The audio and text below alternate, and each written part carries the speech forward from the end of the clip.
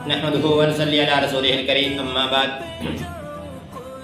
آج یکم محرم الحرام 1447 ہجری ہے۔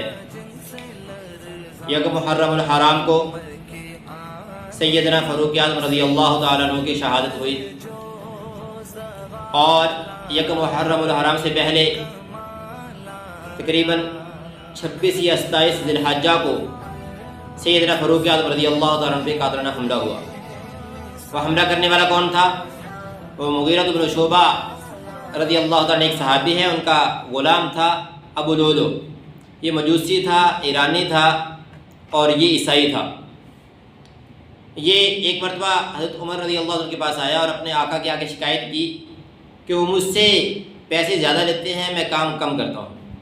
مطلب میں ان کا غلام ہوں، میں کوئی کمائی کر کے لاتا ہوں تو مجھے کہتے ہیں کہ ہر روز کے 2 درہم دینے ہیں، اس لیے وہ زیادہ ہے۔ آپ مغیرہ بن شعبہ سے کہیں کہ وہ کم لیں۔ حضرت عمر نے جب کام پوچھے فرمایا کہ وہ زیادہ پیسے نہیں لے رہے، وہ صحیح لے رہے ہیں۔ تو یہ اس نے پوچھے کہ یہ کیا کیا کام کرتے ہو؟ تو اس نے کہا میں ایک چکی بھی بناتا ہوں۔ حضرت عمر نے کہا کہ آپ ایک چکی مجھے بھی بنا کے دو گے؟ کہنے لگا آپ کے لیے تو ایسی چکی بناؤں گا کہ مشرق مغرب والے لوگ یاد کریں گے۔ یہ بات کر کے چلا گیا۔ حضرت عمر نے کہا کہ یہ مجھے قتل کی دھمکی دے کے گیا۔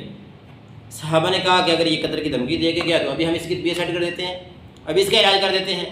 پر میں ابھی اس نے جرم کیا نہیں ہے، جب جرم کیا ہی نہیں تو اس کی سزا کیوں؟ تو پھر وہ چلا گیا۔ کچھ دنوں کے بعد یہ بدبخت ایک خنجر لے کے مسجد کے اندر چھپ گیا۔ حضرت عمر مسجد نبوی کے اندر نماز پڑھانے کے لیے آئے۔ صفحے درست کرنے کے بعد جب نماز کی نیت باندھی تو یہ باہر نکلا۔ اس نے حضرت عمر رضی اللہ عنہ کے پیٹ میں 6 وار کیے خنجر سے، اور وہ خنجر 2 دھاری دار تھا۔ چھری ہوتی ہے نا، اس کی ایک طرف دھار لگی ہوتی ہے، اس کے دونوں طرف دھار لگی ہوئی تھی، اور اس نے اس خنجر کو زہر کے اندر بھگویا ہوا تھا۔ حملہ کیا۔ حملہ کرنے کے بعد حضرت عمر گر گئے۔ حضرت عمر نے حضرت عبد الرحمن بن عوف کو اشارہ کیا کہ آپ نماز پڑھاؤ۔ انہوں نے مختصر سی نماز پڑھائی۔ نماز پڑھانے کے بعد ابھی نماز پڑھ ہی رہے تھے کہ وہ باہر نکلنے لگا، تو اس نے خنجر چلانا شروع کر دیا۔ چونکہ جگہ نہیں تھی باہر نکلنے کی، خنجر چلانا شروع کر دیا۔ اس نے تقریباً 9 صحابہ کو اور شہید کیا۔ حضرت عمر کو گھر لایا گیا، دودھ پلایا، وہ باہر آ گیا، دوائی پلائی، وہ باہر آ گئی۔